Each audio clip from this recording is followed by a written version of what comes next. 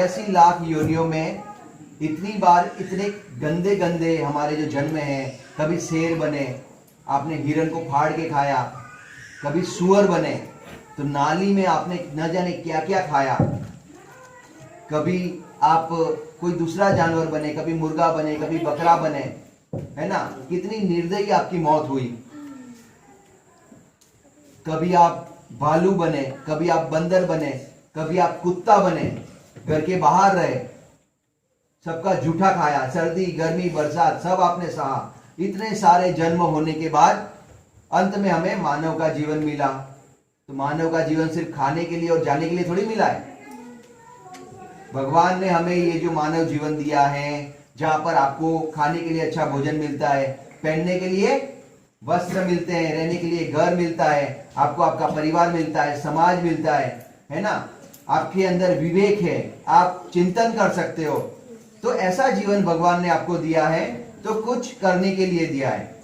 ऐसे इसको व्यर्थ हमें नहीं गंवाना है। हमको सोचना है कि यार एक जो कुत्ता है वो तो सही और गलत नहीं सोच सकता, एक जो भैंस है उसको तो सही और गलत का पता नहीं चलता, एक सांप है उसको तो पता नहीं चलता क्या सही है क्या गलत है, सिर्फ हमें पता चलता है। तो भगवान ने हमें ये जीवन क्यों दिया, इस बारे में सोचो। हमारी जो आत्मा है वो परमात्मा का हिस्सा है, तो परमात्मा के अंदर जो शक्तियां हैं वो हमारे अंदर निहित है, हमारे अंदर है, बस हमें उसे पहचानना पड़ता है।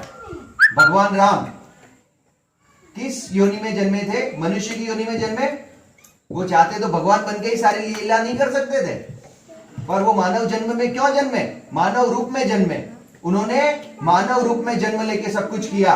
जितने भी आदर्श स्थापित किए वो मानव बनकर किए। उन्होंने क्यों किए? हमें सिखाने के लिए कि बेटा मैंने एक मानव बन के जो जो काम किए वो सारे काम तुम लोग कर सकते हो। वो चाहते तो भगवान बन के भी तो आ जाते, मानव क्यों बने? सोचो, वो हमें बताना चाहते थे कि मेरे अंदर जो शक्तियां निहित है वो एक साधारण मानव में भी निहित है, बस वो मानव खुद को पहचानता नहीं है। भगवान कृष्ण, उन्होंने भी तो मानव के रूप में जन्म लिया था, उनकी भी माता थी, उनके भी पिता थे, वो मानव के रूप में क्यों आए? वो हमें ये बताने आए थे कि बेटा मेरे अंदर जो शक्ति है, मेरे अंदर जो सामर्थ्य है वो एक मानव के अंदर निहित है। आप सब में वो शक्ति निहित है, आपको अपने आप को पहचानना है। कृष्ण भगवान जो कर सकते हैं वो सारे का सारा काम हम खुद कर सकते हैं, क्योंकि हम परमात्मा का अंग हैं। हम कौन है? आत्मा है। ये जो आत्मा जीव से मिली, इसलिए हमें कहा जाता है जीवात्मा। तो आत्मा में बहुत पावर है, हमें अपने आप को पहचानना है। ये जन्म क्यों हुआ? सिर्फ खाना खाने के लिए और जाने के लिए नहीं हुआ है। इस जन्म के पीछे बहुत बड़ा उद्देश्य है। तो परम पूज्य गुरुदेव ने बहुत सारी किताबें लिखी, उसके अंदर इन्होंने सब कुछ बताया है कि हम पहले कौन थे, हमारा जन्म कैसे होता है, जन्म के बाद क्या होता है, इस जन्म में हमें क्या करना चाहिए, इस जीवन को कैसे जीना चाहिए। ये सारी चीजें गुरुदेव ने बताई है। इसलिए जीवन में आपको 2-3 चीजें जरूर करनी चाहिए। सबसे पहला तो आपको गायत्री मंत्र की माला करनी चाहिए, रेगुलर करनी चाहिए आपको, ठीक है। दूसरा, गुरुजी ने जो किताबें लिखी है उन किताबों को आपको पढ़ना चाहिए। तीसरा, आपको समय दान करना चाहिए गुरुजी की कार्यों में, है ना।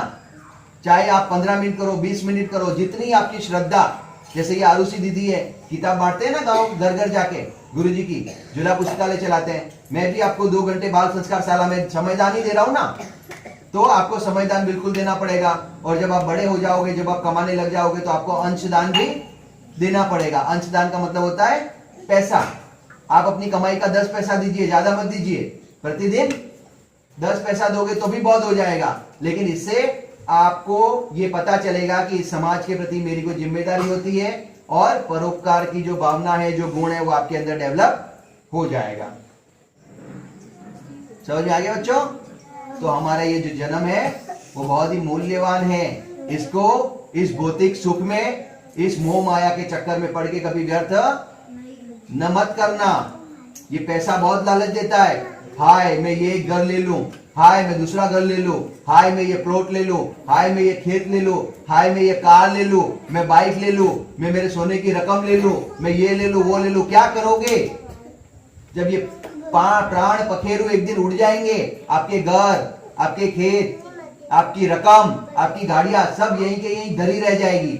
तो जीवन में उतना ही संग्रह करना जितना आपकी जरूरत है, जरूरत से ज्यादा कभी न तो संग्रह करना